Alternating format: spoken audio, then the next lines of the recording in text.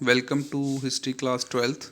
Student, in recent video we have discussed about the sepoys mutiny. मतलब सिपाहियों ने जो म्यूटिनी की उसके साथ लोग आम लोग जो थे वो लग गए. अब हम पढ़ेंगे कि इस रिवोल्ट में एक तो था बहादुर शाह जफर जो था मेन लीडर, उसके साथ साथ और कौन थे. अलग अलग रीजन में अलग अलग लीडर्स थे. जैसे महारानी जो लक्ष्मीबाई थी, झांसी की रानी जिसको हम कहते हैं, वो भी थी, और भी थे. हम पढ़ेंगे एक एक करके. तो देखें लीडर्स एंड द फॉलोअर्स. सो सबसे पहले देखिए कि जो भी ब्रिटिश के साथ लड़ने की कोशिश कर रहे थे तो उसके लिए एक ऑर्गेनाइजेशन चाहिए थी, एक लीडरशिप चाहिए थी. तो वो लीडरशिप रिक्वायर्ड थी. तो मतलब ब्रिटिश इंडिया का पार्ट बना था, ब्रिटिश का पार्ट बना था. उस टाइम जो लीडर्स थे, रिबेलियन ने उनको अब दोबारा से लीडर बना दिया.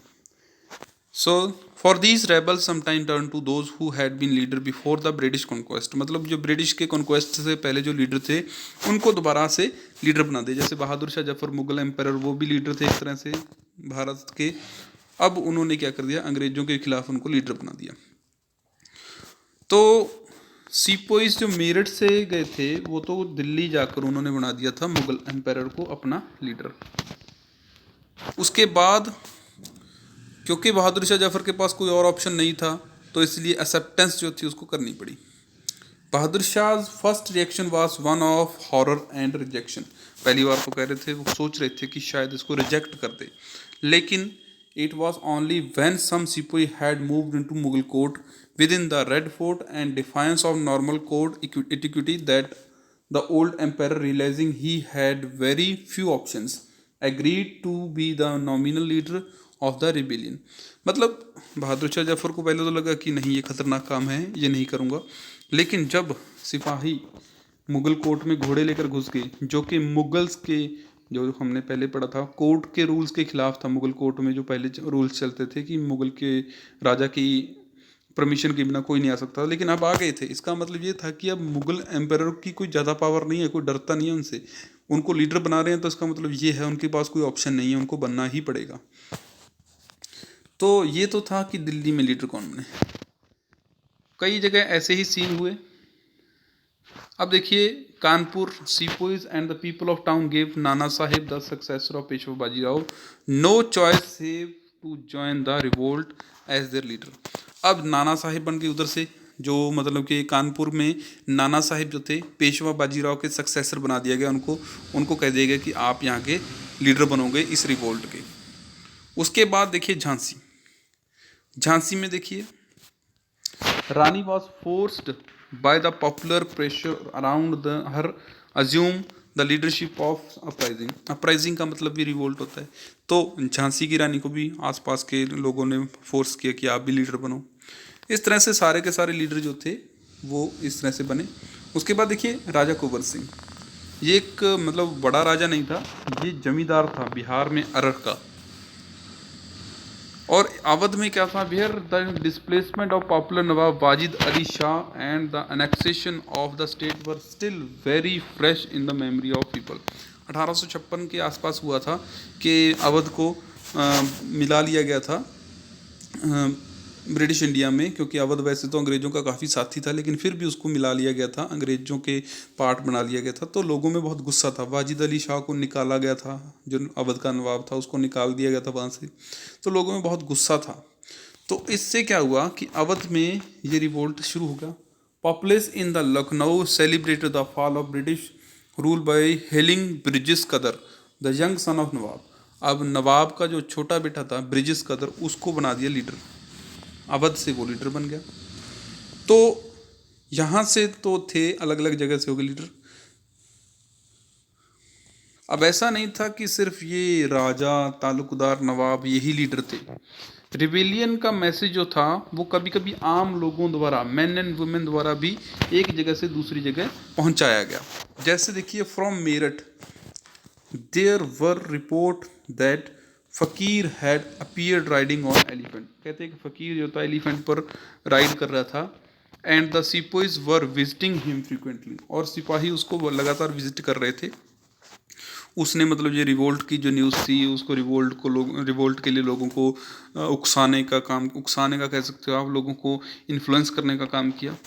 आप देखिए, in Lucknow after the annexation होता है कब्जा, अवध के कब्जे के बाद there were many religious leader and self styled prophets who preach the destruction of British rule.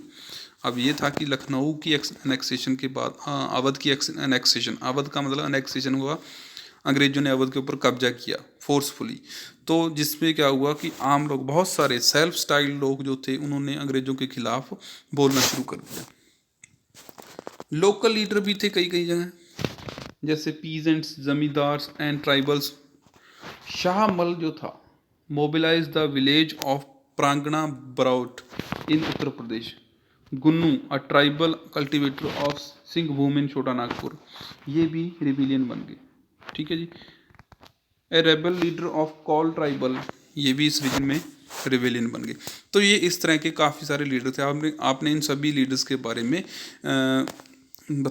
Explain करना है जब आपको क्वेश्चन पूछा जाएगा लीडर्स ऑफ रिवोल्ट के बारे में। नेक्स्ट देखिए र्यूमर्स एंड प्रोफेसीज। र्यूमर्स क्या होती हैं? र्यूमर होती हैं अफवाह, झूठी भी हो सकती है, सच्ची भी हो सकती है। तो र्यूमर्स कैसे फैली? तो पहली र्यूमर जो थी, मतलब र्यूमर्स और प्रोफेसी होता है भविष्यवाणी, र्यूमर होता है अफवाह फैलना।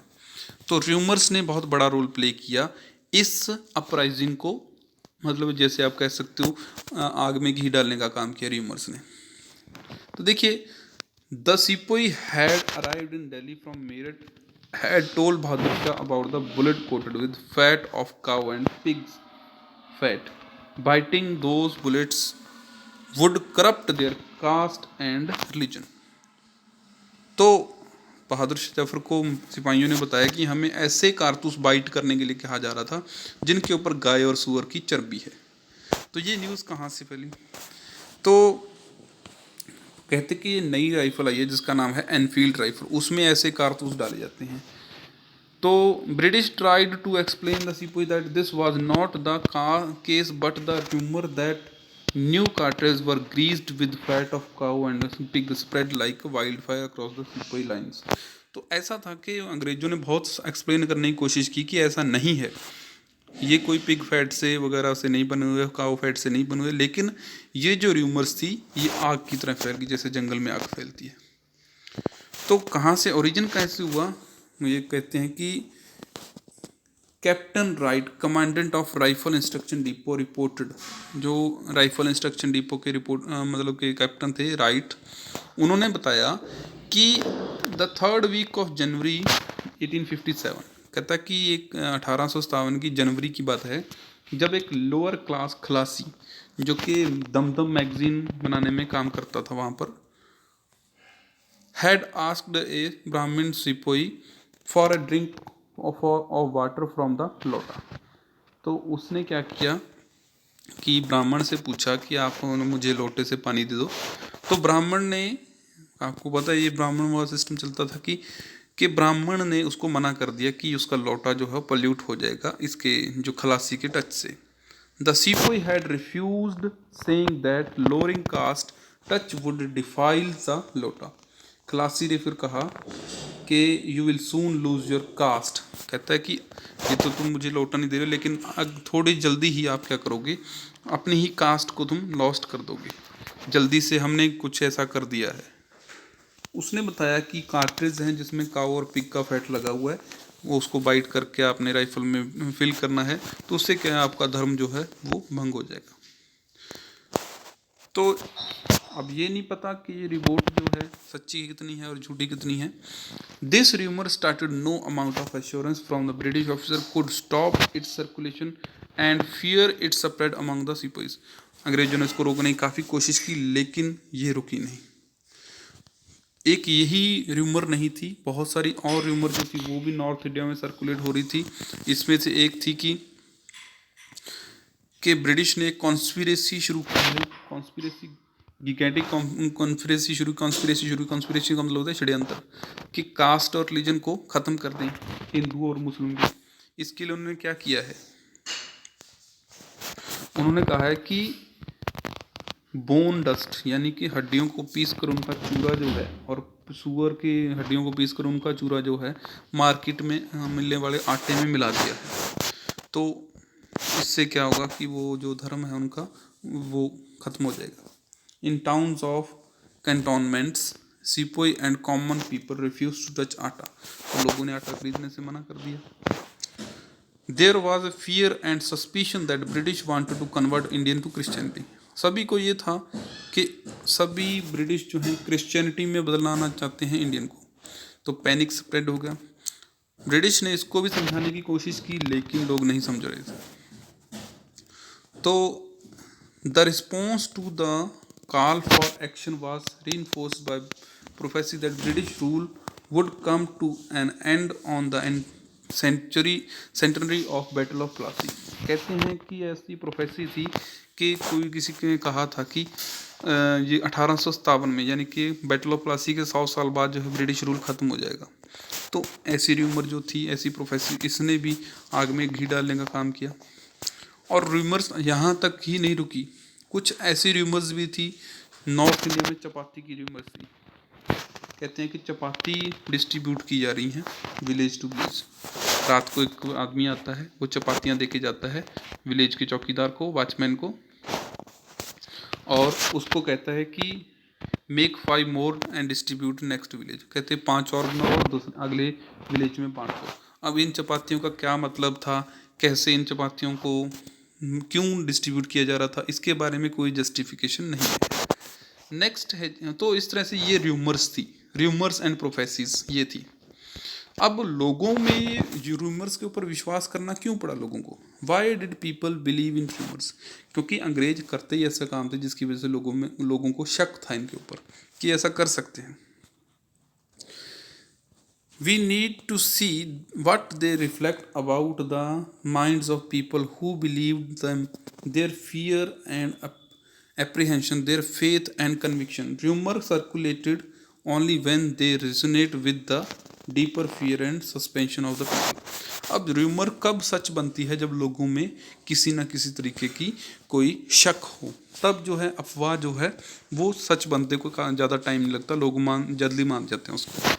1857 में ये र्यूमर्स फैलने लगी क्योंकि ब्रिटिश जो थे 1820 से क्या कर रहे थे, कोई क्रिश्चियनिटी को फैलाने की कोशिश कर रहे थे।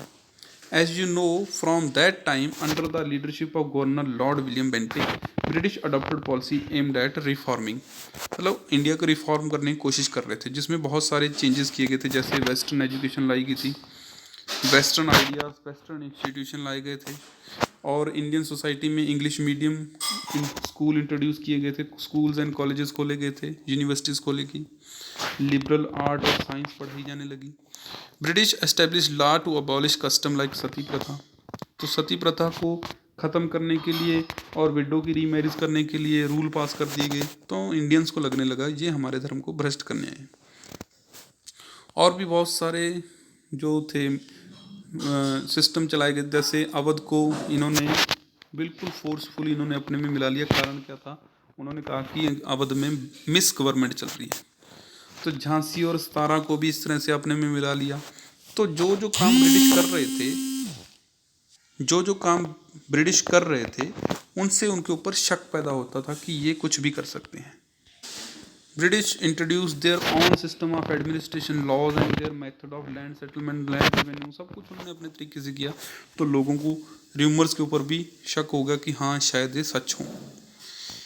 It seems to be to the people all they have cherished that held sacred from the king and social religious custom, pattern and land holding, सब कुछ उन्होंने अपने अकॉर्डिंग चेंज कर दिया।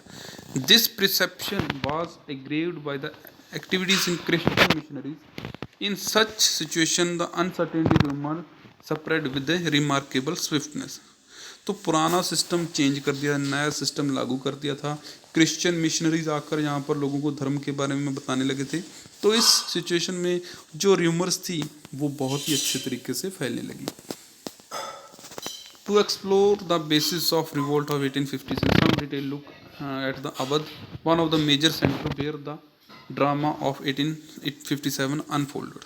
तो ऐसा है कि अवध को इन्होंने फोर्सफुली अनेक्स कर लिया था, कब्जे में ले लिया था। 1857 की क्रांति की शुरुआत कहते हैं फिर यहीं से हुई थी, लोगों में गुस्सा था। तो अवध में रिलैक्सेशन अनेक्सेशन कैसे हुआ उसके बारे में हम पढ़ते हैं। वो हम नेक्स्ट वीडियो में पढ़ेंगे स्टूडेंट, तब तक आप इसको पढ़िए। Thank you.